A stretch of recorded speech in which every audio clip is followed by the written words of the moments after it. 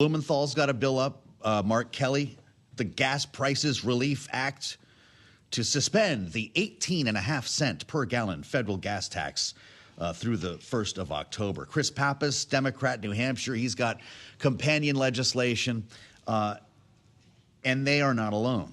But again, as Wendy was saying, it's 18 cents here, 24 cents for diesel. I guess we can warm up to that a little bit. Nathan Dean's, of course, watching all this take place because it's going to have to go through the Hill. And, you know, when people start wondering about U.S. policy here in Washington, its impact potentially on investments, this is the man they call. It's the man we call as well as our senior policy analyst at Bloomberg Intelligence. Great to see you, sir. Gas tax as good as gone? Is that something we can assume? Well, even if it were to pass, I mean, the average price of gas right now is over $4.50. So we're only talking about a 4% relief here. That's right. And so, like, you know, I sent this to our energy analysts, and I was like, "Oh, great, we got this new bill that Senator Hawley's talking about. Yeah. What can we do?" Yeah. And we essentially got a big yawn from the energy team. So, you know, it's one of those things where, like, look, when it comes to this in particular, obviously we have to think about the midterm messaging here.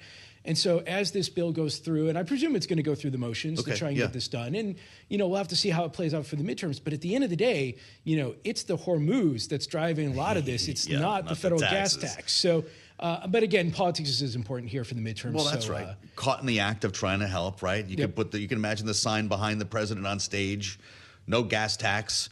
Although he also wants to reinforce the fact that they will naturally fall when the strait reopens. Just for what it's worth, by the way, Exxon is up 2.5%, and we've got both WTI and Brent still up over 3% each year. WTI just shy of $99. Brent is at 105.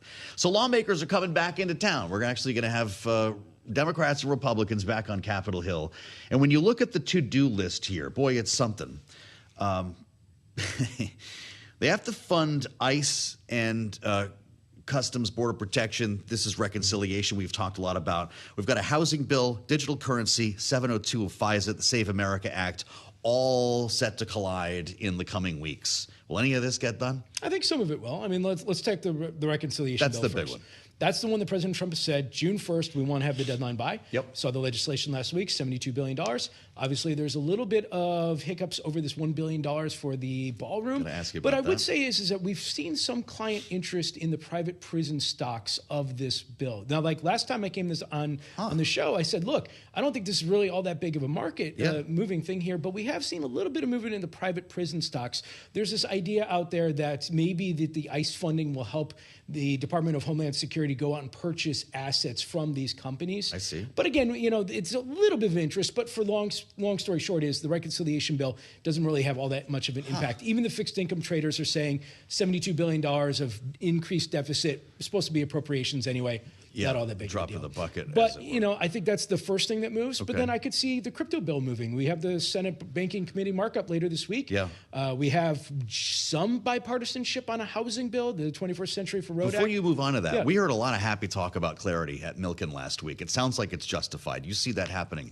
Well, so it's, in what time frame? It depends if you're a crypto sector or if you're a banking sector. So over the weekend, Senator Moreno just tweeted out a few minutes ago a picture of a letter from the American Bankers Association on Mother's Day to a lot of bankers saying, voice your opposition to the Clarity Act and to this specific stablecoin yield. Wow. So the way that the deal works right now. So there's no deal. Well, it's a deal between Senator Tillis and it's a deal between Senator Alsobrooks. Not between the banks and the crypto industry. So the crypto industry seems to be on board with this. This deal would allow you to have stablecoin yield over transactions, market making, stuff like that, not balances. Banks obviously don't like this because the idea here is that if I have 10% of my deposits that I want to use in the stablecoins, then you're going to have a deposit flight. I see. So I think what happens here is that Senator Tillis and Senator Alsobrooks have essentially said, and my words, not theirs, that this is the deal. And so it sounds like we're going into this vote on Thursday with the Senate aligned. So I do think it gets past committee this week. I think there'll be a little bit more hiccups, but I do think I'm at a 60% chance this passes this year. I'm coming back on this ballroom. Kevin Warsh happens this week. Is that as good as done, an actual floor confirmation vote? Yes, but I would just say to our clients out there, we actually had a discussion about this morning, 4 votes, because as a reminder, you have to get him in as a Fed governor first. Then you have to have a vote to have him actually voted as chair. Cloture vote, confirmation, cloture vote, confirmation. 4 votes. Fascinating. A little bit of questions on I'm that. not sure a lot of people know that. Is it done by Friday? We see a Thursday vote? That seems to be the thought. I think it's a Thursday vote, and then they swear him in Monday morning. Really interesting. All right, so we got $1 billion for a ballroom. And also for Secret Service protection, right? That's the justification here.